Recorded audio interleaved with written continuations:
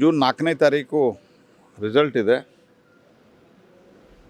ಭಾರತೀಯ ಜನತಾ ಪಾರ್ಟಿ ಇಡೀ ದೇಶದಲ್ಲಿ ಮತ್ತು NDA ಕೂಡ ಇಡೀ ದೇಶದಲ್ಲಿ ಸಂಪೂರ್ಣವಾಗಿ ಚುನಾವಣೆಗೆ ನಾವು ಸನ್ನದ್ಧರಾಗಿದ್ದೇವೆ. ಚುನಾವಣಾ ಆಯೋಗ ಎಲ್ಲ ಆಸ್ಪೆಕ್ಟ್ಗಳನ್ನು ಗಮನಿಸಿ, ಎಲ್ಲ ವಿಷಯಗಳನ್ನು ಗಮನಿಸಿ ಹೆಚ್ಚು ಚುನಾವಣೆ ಮತದಾನ ಆಗುವಂತೆ ಚುನಾವಣೆಯಲ್ಲಿ ಅಳೆದು ತೂಗಿ ಡೇಟ್ಗಳನ್ನೆಲ್ಲ ನೋಡಿಕೊಂಡು ಅನೌನ್ಸ್ಮೆಂಟ್ ಮಾಡಿದ್ದಾರೆ.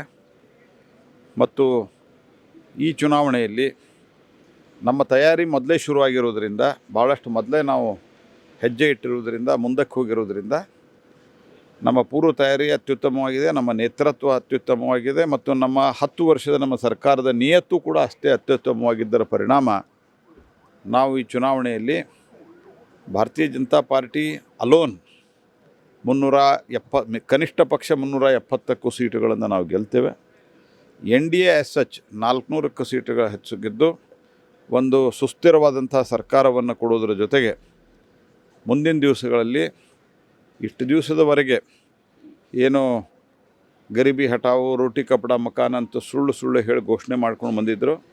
ಆದರೆ ಕಳೆದ 10 ವರ್ಷದಲ್ಲಿ ಮೋದಿಯವರ ಅವಧಿಯಲ್ಲಿ ಏನೊಂದು ಬದಲಾವಣೆ ಬಂದಿದೆ, ಆ ಬದಲಾವಣೆಯನ್ನು ಇನ್ನೂ ವೇಗವಾಗಿ ಮಾಡ್ತಾ ದೇಶದಲ್ಲಿರುವಂಥ ಈ ಬಡತನ ಇತ್ಯಾದಿ ಸಮಸ್ಯೆಗಳನ್ನು ನಿರ್ಮೂಲನೆ ಮಾಡಲಿಕ್ಕೆ ಈಗಾಗಲೇ ಬದ್ಧ ಕೆಲಸವನ್ನು ಮಾಡ್ತಾಯಿದ್ದೇವೆ. ಇಂಟರ್ನ್ಯಾಷನಲ್ ಮಾನಿಟರಿ ಫಂಡು ಇತ್ಯಾದಿ ಸಂಸ್ಥೆಯವರು ಅದನ್ನು ವಿಶ್ಲೇಷಣೆಯನ್ನು ಮಾಡಿ, ಅಧ್ಯಯನ ಮಾಡಿ ಈಗಾಗಲೇ ಬಹು ಆಯಾಮಿ ಬಡತನದಿಂದ 25 ಕೋಟಿಗಿಂತ ಹೆಚ್ಚು ಜನ ಬಡತನದಿಂದ ಮೇಲೆದ್ದು ಬರ್ತಾ ಇದ್ದಾರೆ ಅನ್ನುವಂಥದ್ದು, ಬಹು ಆಯಾಮಿ ಬಡತನದಿಂದ ಮೇಲೆ ಬಂದಿದ್ದಾರೆ ಅನ್ನುವಂಥ ಏನು ವರದಿ ಕೊಟ್ಟಿದ್ದಾರೆ. ಇದನ್ನು ಇನ್ನೂ ವೇಗವಾಗಿ ಮಾಡ್ತಾ ಕನಿಷ್ಠ ಪಕ್ಷ ಬರುವಂಥ ದಿವಸದಲ್ಲಿ ಈ ಕಡು ಬಡತನದಲ್ಲಿರುವಂಥವ್ರನ್ನ ಒಂದು 65-70% ಜನನ ಬರುವ 5 ವರ್ಷದಲ್ಲಿ ಮೇಲೆತ್ತಕ್ಕತ್ತುವಂಥ ಒಂದು ಯೋಚನೆಯು ಭಾರತೀಯ ಜನತಾ ಪಾರ್ಟಿಯ ಒಂದು ಸಿದ್ಧತೆಯಲ್ಲಿ ಇದೆ.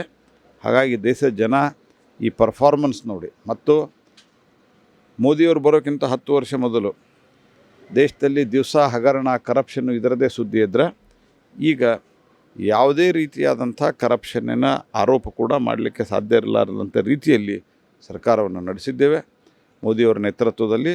ಹಾಗಾಗಿ ಮೋದಿಯವರ ನೇತೃತ್ವದಲ್ಲಿ ಸಂಪೂರ್ಣ ವಿಶ್ವಾಸದ ಜನರದು ಇರೋದರಿಂದ ನಾವು ಬಹುದೊಡ್ಡ ಪ್ರಮಾಣದಲ್ಲಿ ಗೆಲ್ತೇವೆ.